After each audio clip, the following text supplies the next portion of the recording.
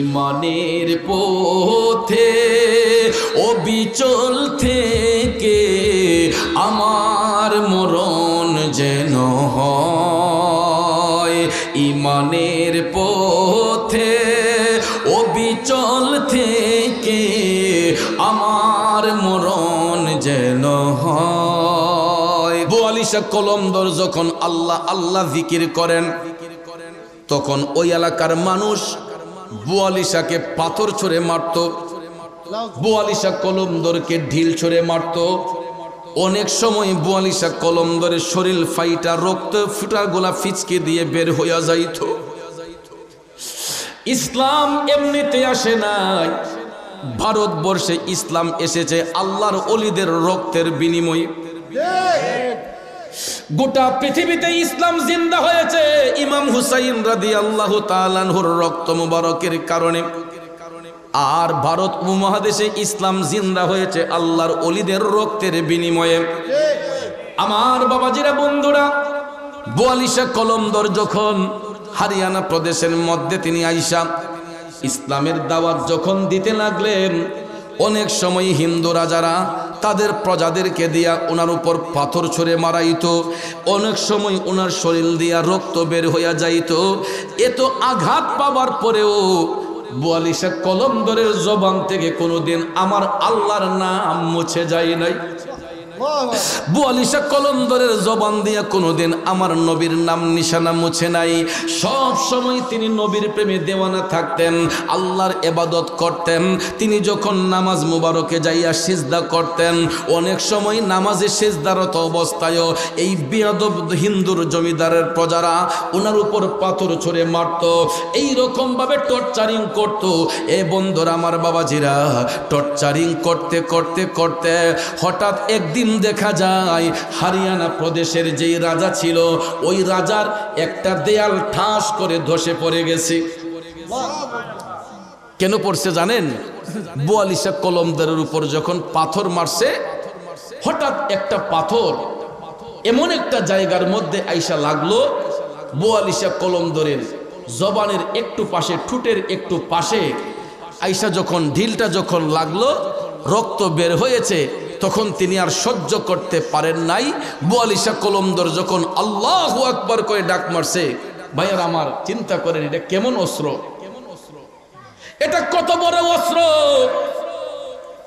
আল্লাহর ওলিদের জবান দিয়া যখন আল্লাহু আকবার ধ্বনিটা বের হয়, আমার আল্লাহর আরশ পর্যন্ত কম্পন হয়ে যায়।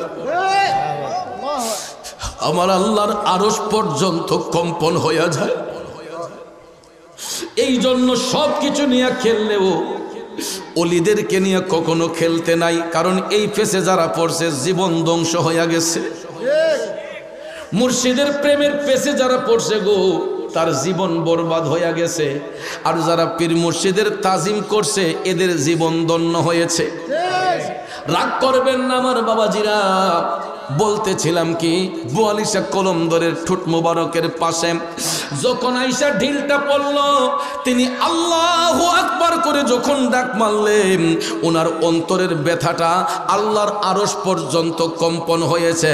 আর এটার বাস্তবতা হলো হরিয়ানা প্রদেশের যেই রাজা ছিল, ওই রাজার যেই দেয়ালটা ছিল, এই দেয়ালটা ঠাস করে ধসে পড়ে গেছে। রাজা তো অবাক, ঝড় নাই, তুফান নাই, বৃষ্টি নাই, কিছুই নাই, ভূমিকম্পও নাই। এত বড় শক্ত প্রাচীর পড়ল কিভাবে? এত বড় শক্ত প্রাচীর পড়ল কিভাবে? রাজা অবাক হয়ে গেল। ভাবতে ভাবতে ভাবতে চিন্তা করতে লাগলো যে বোয়ালি শাহ কলমদরকে আঘাত করার কারণে আল্লাহর ওলির জবান দিয়ে আল্লাহু আকবার ডাকের সঙ্গে সঙ্গে আকাশ বাতাসগুলা বাড়ি হয়ে গেছিল। এমন সময় বোয়ালি শাহ কলমদর মৌলা পাকের জিকিরে মাশগুল। আমার যুবক ভাইয়েরা, বন্ধুরা, চিন্তা করতে লাগলো এই হরিয়ানা প্রদেশের রাজা যে তাকে যে কোনো কৌশলে এখান থেকে তাড়াতে হবে, যে কোনো কৌশলে এই এলাকা থেকে তাড়াতে হবে। আমার ভাইয়েরা, বন্ধুরা, আল্লাহ যদি কাউরে ইজ্জত দেয়, পৃথিবীর কোনো মানুষ কি বেইজ্জতি করতে পারবে? আমার আল্লাহ এই জন্য কোরআন শরীফে সূরা আল ইমরানে বলে দিয়েছেন ওয়া তুইজ্জু মান তাশা ওয়া তুযিল্লু মান তাশা বিয়াদিকাল খায়র। আমার আল্লাহ তাআলা বলেন আমি যাকে ইচ্ছা ইজ্জত দিতে পারি, আমি আল্লাহ যার ইচ্ছা বেইজ্জতিও করতে পারি। তাইলে আপনারা বলুন ইজ্জতের মালিক কে? বন্ধুরা মামাজিরা, বোয়ালিশা কলন্দরকে তাড়াইবার জন্য ওই হরিয়ানা প্রদেশের হিন্দু রাজা ষড়যন্ত্র করতেছে। হঠাৎ করে ভাবতেছে আমার এলাকার যত তান্ত্রিক আছে সমস্ত তান্ত্রিককে আমি একত্রিত কইরা বোয়ালিকে আমি আটকাবো। বোয়ালিরে আটকাইবার জন্য, বোয়ালিশা কলন্দরকে আটকাবার জন্য হরিয়ানা প্রদেশের যত তান্ত্রিক ছিল, যারা তন্ত্রমন্ত্র করে, কুফরি কালাম করে, জাদুবিদ্যায় বিশ্বাসী, ওই এলাকার সমস্ত তান্ত্রিকরে খবর দিয়ে আনলো। তান্ত্রিকরা আইসা এরা অনেক তন্ত্র মন্ত্র পড়ল বোয়ালিশা কলন্দরকে ধ্বংস করার জন্য, ওনাকে বান দেওয়ার জন্য। কিন্তু বোয়ালিশা কলন্দরের কারামতের কাছে সব কিছু ফেল হয়ে গেছে। শেষ পর্যায়ে তান্ত্রিকরা যখন ফেল হয়ে গেছে যে অনেক কৌশল করলাম আর তো পারতেছি না, এখন কি করি? সমস্ত তান্ত্রিকরা বলে রাজামশাই তারে এখন একটা জিনিস দিয়ে আটকানো যাবে। সে যেহেতু এত নামাজ পড়ে, আল্লাহর ইবাদত করে, তার ভগবানের কেমন পাওয়ার আজকে সেটা আমরা দেখব। তার ঈশ্বরের, তার আল্লাহর পাওয়ারটা কেমন আজকে আমরা যাচাই করব। রাজা বলতেছে যে তান্ত্রিকদেরকে যে এটা কিভাবে রাজামশাই, আপনি শুধু চেয়ারটা নিয়ে বসে থাকবেন সিংহাসনে, দেখবেন তারে কেমনে আমরা আটকাই। বোয়ালিশা কলন্দর সব সময় ওনার বগলের মধ্যে একটা নামাজের মুসল্লা রাখতেন। কারণ তখন সময় তো ভাইয়ার আমার এত মসজিদ ছিল না, খোলা কণ্ঠে আজান দেওয়া যাইতো না, নীরবে নিস্তব্ধে ইসলামের খেদমত করতে হতো। বোয়ালিশা কলন্দর সব সময় বগলের মধ্যে একটা নামাজের মুসল্লা রাখতেন ইবাদত করার জন্য, আল্লাহকে সিজদা করার জন্য। ওই তান্ত্রিকরা বোয়ালিশা কলন্দরের কাছে যাইল, যাইয়া বলতেছে বোয়ালি আপনি তো খুব বেশি ইবাদতকারী, আপনি তো খুব বেশি রেওয়াজতকারী। তিনি বলতেছেন এটা আল্লাহ তাআলা ভালো জানে, আমি বেশি বন্দেগী করি না, কম করি। আমি তো মনে করি আমি যেই বন্দেগী করতেছি এটার দ্বারা হয়তো মওলা আমার উপর সন্তুষ্ট না। কারণ কোন ব্যক্তি কি নিজেকে কখনো জাহির করতে চায়? যারা মুমিন বান্দা, যারা মুহসিন বান্দা, তারা সব সময় আল্লাহর আদালতে নিজের আসামি হিসেবে রাখে, গোলাম হিসেবে নিয়োজিত রাখে। কারণ এতগুলা ইবাদত বন্দেগী করার পরেও আল্লাহর ওলিরা ইবাদতের মধ্যে কোনো হিংসা রাখেন না, বিদ্বেষ রাখেন না। কথা কোন ঠিক কিনা? বাবাজিরা আমার, বলতেছিলাম কি, বোয়ালিশা কলন্দরকে সবাই বলতেছে বোয়ালি আপনি তো 5 ওয়াক্ত নামাজ পড়েন, খুব বন্দেগী করেন, রেওয়াজত করেন। আজকে আমরা আপনার কাছে একটা জিনিস দেখব, আপনি যেই মৌলার ইবাদত করেন, যেই খোদার ইবাদত করেন, আপনার খোদার পাওয়ারটা কেমন। আপনার খোদার পাওয়ারটা আমরা আজকে একটু যাচাই করতে চাই। বোয়ালিশা কলন্দর কই সেটা কিভাবে? তান্ত্রিকরা বলতেছে কই আমরা তো অগ্নির পূজা করি, দেবদেবীর পূজা করি, আমাদের মূর্তি আমাদেরকে সাহায্য করে। যদি কোন নাউজুবিল্লাহ। আর তুমি যেই স্রষ্টার ইবাদত করো, তুমি তো তোমার স্রষ্টাকে দেখো না। বোয়ালি কলন্দর মুস্কি মুস্কি হাসতেছেন। তখন বলতেছেন কি করা যায় বলেন? তখন তান্ত্রিকরা বলতেছে বোয়ালি তুমি যদি সত্যিকারের আল্লাহর বান্দা হও, আর আল্লাহ যদি তোমারে সত্যি বন্ধুরূপে গ্রহণ করে থাকে, তোমার মালিক যদি সত্যি তোমারে ভালোবাসা থাকে, তোমার নামাজের মুসল্লাটা আমরা পানিতে ছুঁড়ে মারব, তুমি পানির উপর হাইটা গিয়া নামাজ পড়তে পারবানি। পানির উপর দিয়ে হাইটা গিয়া তোমার আল্লাহরে সিজদা করতে পারবানি। বোয়ালিশা কলন্দর কয় যদি আমি আল্লাহর ইবাদত করে থাকি আর আমার আল্লাহ যদি আমাকে ভালোবাসাই থাকে, তাহলে অবশ্যই আমি আমার মওলাকে পানির উপরে দাঁড়িয়ে সিজদা করতে পারবো। এই কথাটা কতটুক রেওয়াজত বন্দেগি সিনার মধ্যে থাকলে পরে একজন আশেকের জবান দিয়ে আসতে পারে, একটু বিবেকটাকে যাচাই করবেন। আমাদের ভিতরে কি এরকম সৎ সাহস আছে? কথা বলেন, আছে? এইরকম সৎ সাহস দিয়ে কি আমরা বলতে পারবো যে আমি পানির উপর হাইটটা গিয়ে আল্লাহরে সিজদা করবো? কারণ ফাড়াটা দিলে তো নেবে যাবো। এটার একটা কারণ আছে।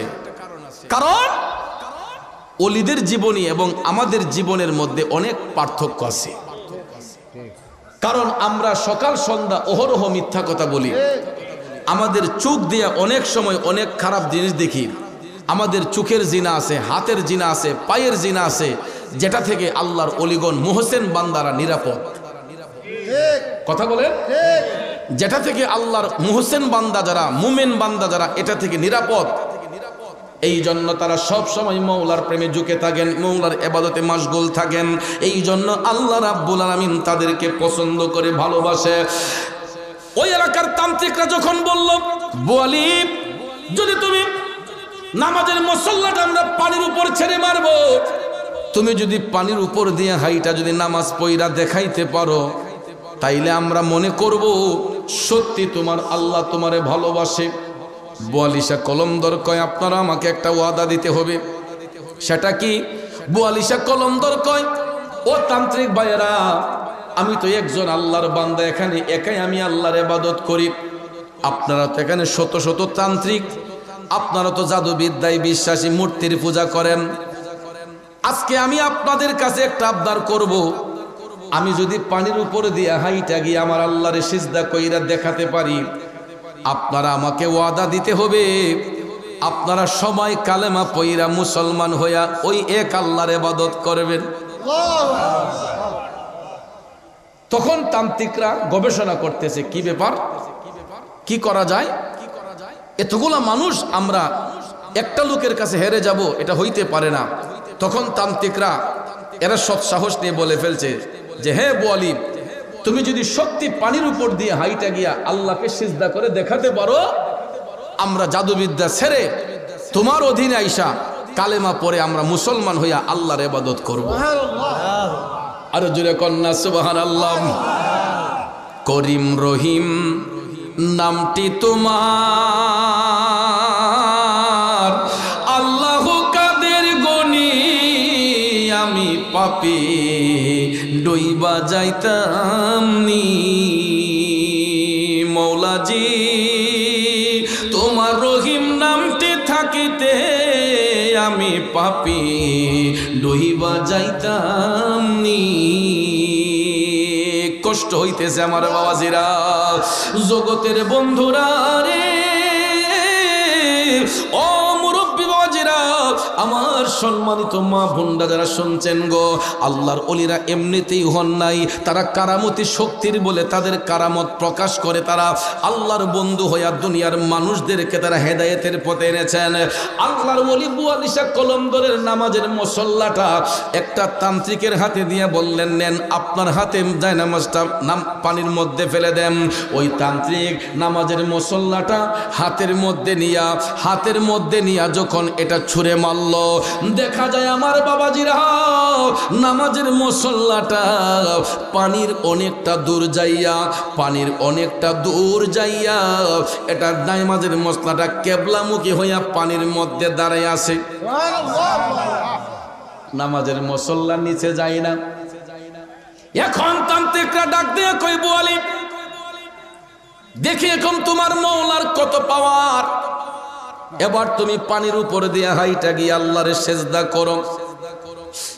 বোয়ালিশা কলমদর টপ টপ করে চোখের পানি ছাইরা কান্না করে দিল আমার মওলার দরবারে, দয়াল আল্লাহ রে,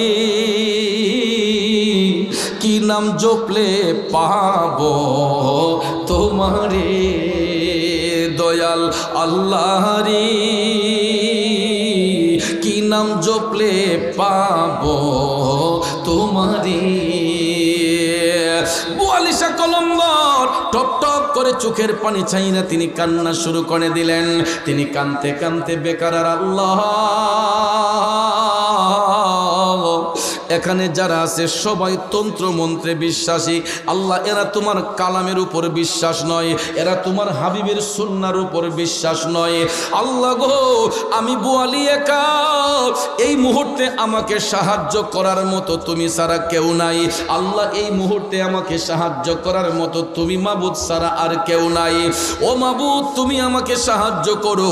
এই বলে মৌলার কাছে অ্যাপ্লিকেশন দিয়া বুয়ালিশা কলমদর চোখটা বন্ধ করে পানির উপর দিয়া যখন হাঁটতে গেলেন, দেখা যায় বুয়ালিশা কলমদর পানির উপর গিয়া যখন দাঁড়াইলেন, আমার আল্লাহ হয়তো বুয়ালির পায়ের নিচে আল্লাহ কোনো তক্তা হয়তো ফিট কইরা দিছে গো। দেখা যায় বুয়ালিশা কলমদর নিচের দিকে ডাবে না, পানির উপর দিয়া হাইটা হাইটা হাইটা নামাজের মুসল্লার মধ্যে দাঁড়াইয়া বুয়ালিশা কলমদর ডাক দিয়া কয়, আল্লাহু আকবার, আল্লাহু আকবার।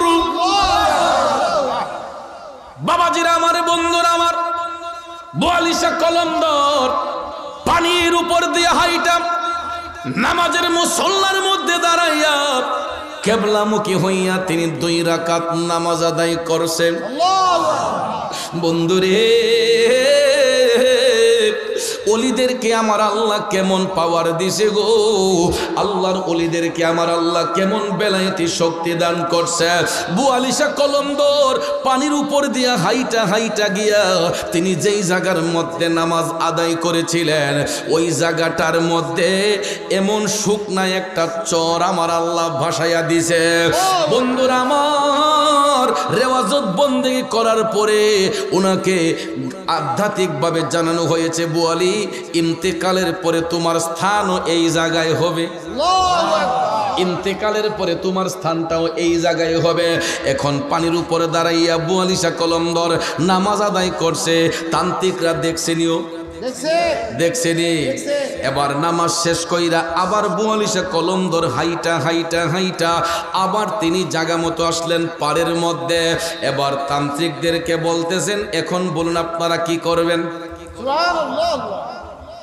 এ বন্ধুরা আমার, বাবাজিরা গো, শত শত তান্ত্রিক যারা জাদুবিদ্যায় বিশ্বাসী ছিল, কুফরি কালামে বিশ্বাসী ছিল, বুয়ালিশা কলমদরের এই জ্বলন্ত কারামত দেখে এখন তো তাদের আর কোনো পাওয়ার নাই, এখন তো তাদের আর কোনো কথা বলার শক্তি নাই। এই শত শত তান্ত্রিকরা, এই হরিয়ানা প্রদেশের যত তান্ত্রিক ছিল, সমস্ত তান্ত্রিকরা বুয়ালিশা কলমদরের পায়ের মধ্যে পড়ে গেছে। হুজুর, ও বুয়ালিশা কলমদর, আমরা জনমের ভুল করেছি, আমরা আসলে আপনাকে চিনতে পারি নাই। আপনি আসলেই আল্লাহর প্রিয় বান্দা, অবশ্যই আপনার মওলা আপনাকে পছন্দ করে ভালোবাসে। বন্ধুরা আমার, বাবাজিরা আমার, তখন বুয়ালিশা কলমদর বলতেছেন, ভাইয়েরা আপনারা যেই অগ্নির পূজা করতেছেন, আগুন কোনোদিন আপনাদেরকে খাতির করবে না।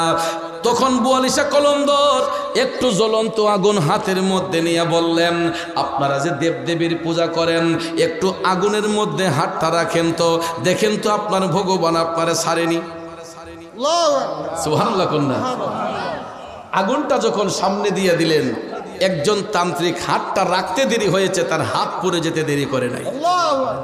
বুয়ালিশা কলমদর তখন তাদেরকে এটাও বললেন, দেখুন আমিও এক আল্লাহর ইবাদত করি, আমি আমার হাতটা জ্বলন্ত আগুনের মধ্যে রাখতেছে।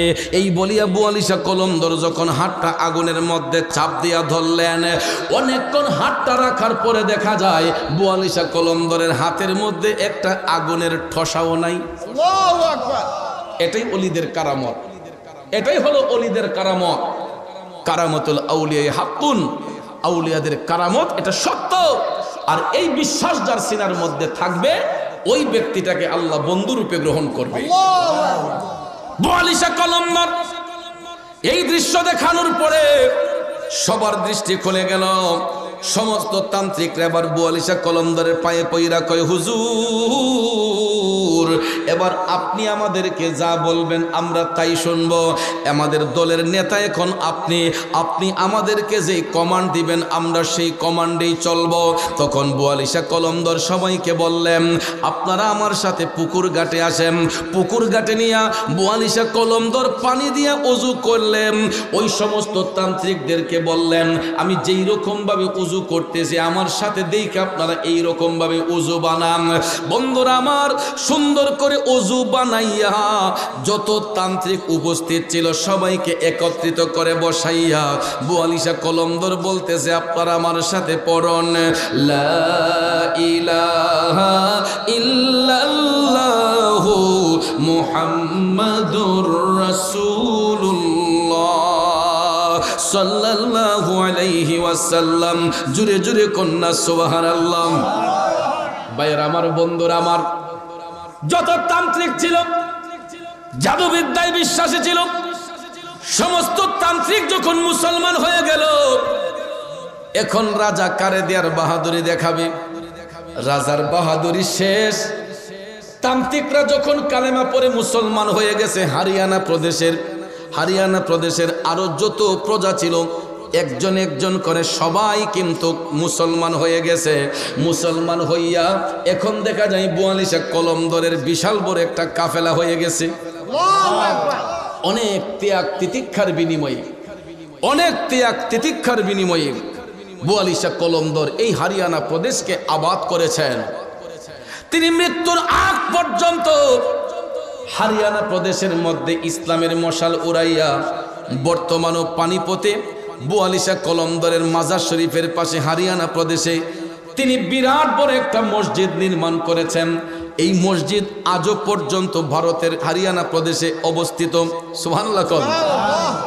এখন মডিফাই করা হয়েছে, কিন্তু সেই প্রাচীন মসজিদের স্মৃতি এখন পর্যন্ত হারিয়ানা প্রদেশের মধ্যে এটা স্থাপিত রয়েছে, যেটা বোয়ালি শাহ কলমদর, যেখানে হিন্দু রাজাদের অত্যাচারে কেউ কোনোদিন আল্লাহু আকবার ধ্বনি দিতে পারে নাই, আল্লাহকে সিজদা করতে পারে নাই। আল্লাহর ওলি বোয়ালি শাহ কলমদর সেই জায়গার মধ্যে এসে নিনে রক্তাক্ত হয়ে ব্যতীত হয়ে কিন্তু ইসলামের হাল তিনি ছাড়েন নাই, সত্যের মশাল হাত থেকে ছাড়েন নাই। ঈমানি জজবায়, তাকওয়ার মাধ্যমে, আমলের মাধ্যমে তিনি ওই দেশকে আবাদ করে বর্তমানে পানিপথ শহরে, পানিপথ এলাকায় বোয়ালি শাহ কলমদরের মাজার শরীফ ভারত মহাসাগরের একটা পার্শ্বে। ভাইয়ের আমার, বন্ধুরা আমার, বোয়ালি শাহ কলমদরের মাজার শরীফ যদি বিশ্বাস না হয় গুগলে সার্চ দিয়ে পানিপথের আল্লাহর ওলি বোয়ালি শাহ কলমদর রহমাতুল্লাহ আলাইহি মাজার শরীফ, এটা যদি দেখতে হয় আপনারা সার্চ দিবেন। আর না হলে দেখবেন অনেক মাহফিল মাজলিসে যখন দোকান নিয়ে আসে, অনেক সিনারি নিয়ে আসে, নবীজির কদম মুবারকের নকশা, আরও অনেক কিছু স্মৃতি নিয়ে আসে। আপনারা দেখবেন এইগুলোর মধ্যে বোয়ালি শাহ কলমদরের মাজার শরীফের কিছু ক্যালেন্ডার পাওয়া যায়। আপনারা তখন বুঝতে পারবেন যে আল্লাহর ওলি বোয়ালি শাহ কলমদর তিনি কেমন মাপের ওলি ছিলেন। শুধু তাই নয় ভাইয়ের আমার, এই বোয়ালি শাহ কলমদর হারিয়ানা প্রদেশের মধ্যে আইসা ওই এলাকার মানুষদেরকে তিনি এমন অমৃত সুধা দিয়েছেন ইসলামের, যেটা পান করে মানুষ ওনার প্রেমে মাতোয়ারা হয়ে গেছে। বর্তমানেও ভারতবর্ষে হারিয়ানা প্রদেশে হিন্দুর চাইতে মুসলমানদের সংখ্যা এখনো বেশি। এবং আল্লাহর ওলি বোয়ালি শাহ কলমদরের মাজার শরীফে যেমন তালে মুসলমানরা জিয়ারতে যায়, এমন তালে বিধর্মী হিন্দু ভাইয়েরাও সেখানে জিয়ারত করে আসে। হিন্দুরা পর্যন্ত বোয়ালি শাহ কলমদরের জিয়ারত করে, হিন্দুরা পর্যন্ত আজমির শরীফ খাজা গরিবে নেওয়াজের প্রেমে মাতোয়ারা হয়। আর আমার সোনার বাংলায়, আমার দেশে ওলিদেরকে তাজিম করবে দূরের কথা, তাদের মাজার শরীফে গিয়ে হামলা করা হয়। এটা কোন দেশ থেকে আসলো? এরা কেমন ইসলাম কায়েম করে? বড় দুঃখ লাগে। এটি কোন দেশের আমদানি? ওই দিন একটা বলতেছে যে নবীজির স্ত্রী উম্মুল মুমিনিন, মুমিনদের মা আম্মাজান খাদিজাতুল কুবরা রাদিয়াল্লাহু তাআলা আনহা নাকি জীবনে নাকি এক ওয়াক্ত নামাজ পড়েন না। উনি নাকি একটা রোজাও রাখেন নাই। আচ্ছা বলেন, এই কথা যদি কোনো দাড়িওয়ালা, টুপিওয়ালা, জুব্বাওয়ালা শাইখের মুখ দিয়ে আসে, তার কি ঈমানটা আসে না গেছে? ঈমানটা আসে না গেছে? যার ঈমান নাই তার কিছুই নাই, সে কুফরের শামিল হয়ে গেছে, সে কাফের হয়ে গেছে। কথা কোন ঠিক না বেঠিক? যে উম্মুল মুমিনিন, মুমিনদের মা, উম্মাহাতুল মুমিনের মধ্যে অন্যতম আম্মা জান খাদিজাতুল কুবরা রাদিয়াল্লাহু তাআলা আনহা, স্পষ্ট হাদিস শরীফ, তিনি রাসূলুল্লাহর পাশে বসে নামাজ পড়েছেন। তিনি নবীজির সামনে বসে, নবীজির পাশে তিনি বসে নামাজ আদায় করেছেন। ভাইয়ের আমার, বন্ধুরা আমার, আল্লাহর হাবিব দেখেছেন আমরা এশারের নামাজ হালকি নাফলটা বৈশা পড়ি না? কথা কোন পড়ি না? এটা কেন পড়ি? দাঁড়াইয়ার চাইতে বৈশা পড়লে সোয়াব বেশি। এশারের যে 2 রাকাত হালকি নাফল, 2 রাকাত নফল তো পড়ি, এরপরে আবার 2 রাকাত হালকি নাফল পড়ি না? এটা আমরা বৈশা পড়ি কেন? আপনারা মনে রাখবেন, এশারের 2 রাকাত হালকি নাফল যে আমরা পড়ি, এটা দাঁড়াইয়া পড়ার চেয়ে বৈশা পড়াটা সোয়াব বেশি। এটা কেন জানেন? আম্মা জান খাদিজাতুল কুবরা রাদিয়াল্লাহু তাআলা আনহা হুজরা শরীফের মধ্যে এশারের নামাজ পড়তেছেন। এশারের নামাজ পড়তে পড়তে তিনি যখন 2 রাকাত নফল পড়েছেন, 2 রাকাত হালকি নফল যখন পড়বেন, তখন উনি আর দাঁড়াতে পারছেন না। হয়তো ওনার কোনো শারীরিক সমস্যা থাকতে পারে, তিনি ভাবতেছেন নামাজটা তো ছাড়া যাবে না। আম্মা জান খাদিজাতুল কুবরা রাদিয়াল্লাহু তাআলা আনহা তিনি তখন এই 2 রাকাত হালকি নফল এটা তিনি বসে পড়তেছেন। এমন সময় আল্লাহর হাবিব সাল্লাল্লাহু আলাইহি ওয়াসাল্লাম হুজরা শরীফের ভিতরে এসে প্রবেশ করেছেন। সুবহানাল্লাহ। এমন সময় দয়াল নবীজি হুজরা শরীফের ভিতরে এসে প্রবেশ করে রাসূল দেখতেছেন আম্মা জান খাদিজাতুল কুবরা রাদিয়াল্লাহু তাআলা আনহা বসে বসে নামাজ পড়তেছেন। সুবহানাল্লাহ। তখন দয়াল নবীজির পছন্দ হয়েছে, নবীজি মুস্কি হেসেছিলেন। আমার নবীজি মুস্কি হেসেছিলেন। এরপর থেকে সাবেত হয়ে গেল এশারের নামাজের হালকি নফল 2 রাকাত হালকি নফল দাঁড়াইয়া পড়ার চেয়ে বৈশা পড়াটা সওয়াব বেশি। কেননা এটা আম্মা জান খাদিজাতুল কুবরা রাদিয়াল্লাহু তাআলা আনহা নাকি এক ওয়াক্ত বলে নামাজ পড়ছেন না। তাইলে আমার মনে হয় এবার আম্মাকে পড়ছেন। নাউজুবিল্লাহ বলে। এই সমস্ত বিশ্রী বিশ্রী কমেন্ট যারা করতে পারে এদেরকে কি ইমানদার বলবেন না বেঈমান বলবেন? এই খন্নাসে আবার এই মুখ দিয়ে কয় যে আল্লাহ সবকিছুর মালিক, এটা বলা যাবে না। আরো জোরে কোন নাউজুবিল্লাহ। অথচ আল্লাহ তাআলা এখানে বলতেছেন আমি পূর্ণরূপে সবকিছু সম্পর্কে জানি। সুবহানাল্লাহ। সবকিছু আমার অধীনে, সবকিছুর মালিক কে? আল্লাহ। মালিকাল মুলকি তুতিল মুলকা মান তাশা ওয়া তানজিউল মুলকা মিম্মান তাশা। আল্লাহ তাআলা স্পষ্ট করে বলতেছেন, ওগো হাবিব আপনি বলে দেন জগৎবাসীকে সমস্ত রাজ্যের মালিক একমাত্র আমি আল্লাহ। আল্লাহ কয়, ওগো হাবিব আপনি বলে দেন আমি ইচ্ছে করলে কাউকে রাজ্য দিতে পারি, আমি ইচ্ছে করলে রাজ্য কাইরা নিতে পারি। ক্ষমতা কার? আল্লাহ। মোল্লা কয় আল্লাহর বলে মালিক বলা যাবে না। তাহলে এটার দ্বারা বোঝা যায় যে সে নাস্তিক হয়ে গেছে, সে আল্লাহ পর্যন্ত বিশ্বাস করে না। কথা কোন ঠিক না বেঠিক? ভাইয়ার আমার, বন্ধুরা আমার, সে পুনরায় তওবা করে কালমা পড়ে মুসলমান প্রবেশ করতে হবে। কথা বলেন ঠিক না বেঠিক? আর না হলে আল্লাহর আদালত থেকে এই ব্যক্তি কখনো ছাড় পাবে না।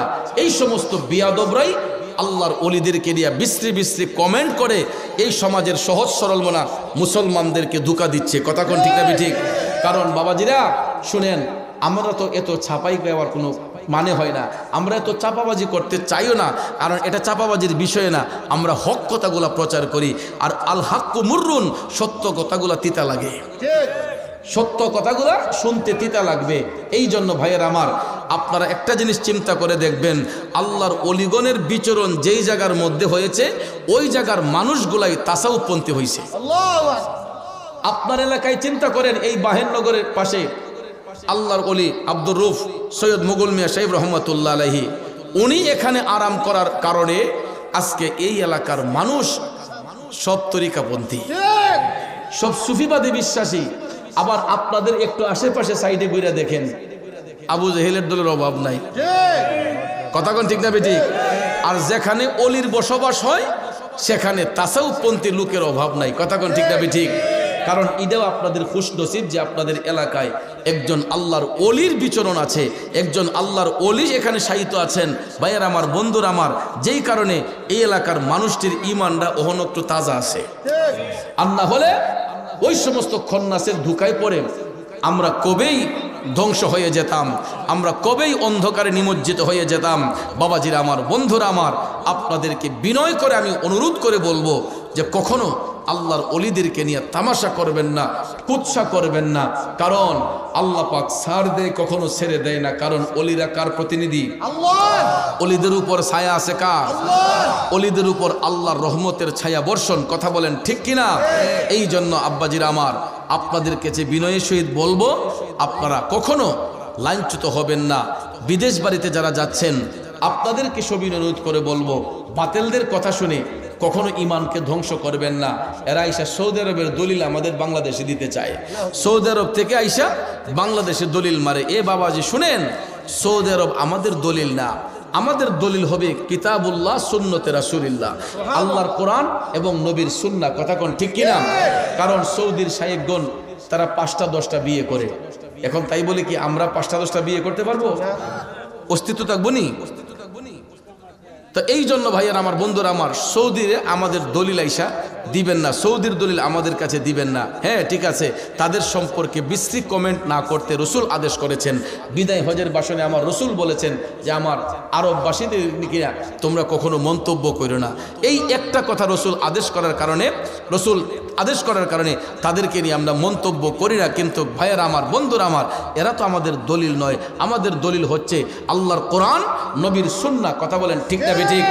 এই জন্য আমরা, আর বিশেষ করে আমাদের ভারত উপমহাদেশে ইসলামের অভয়বাণী এসেছে আল্লাহর ওলিদের মাধ্যমে। ঠিক না বেঠিক? এখানে বাংলাদেশে কোনো সাহাবী এসে ইসলাম প্রচার করেন নাই, কোনো নবী রাসূল এসে ইসলাম প্রচার করেন নাই। এই ভারতবর্ষে বাংলার জমিনে ইসলাম প্রসারিত হয়েছে আল্লাহর ওলিদের মাধ্যমে। কথা কোন ঠিক না বেঠিক? কাজেই আমরা সুফিবাদে বিশ্বাসী, আমরা আহলে সুন্নাত ওয়াল জামাতের আকীদায় বিশ্বাসী। যতদিন দেহের মধ্যে প্রাণ থাকবে আমরা আহলে সুন্নাত ওয়াল জামাতের আকীদায় বিশ্বাসী হয়ে থাকবো ইনশাআল্লাহ। রাজি আছেন তো সবাই?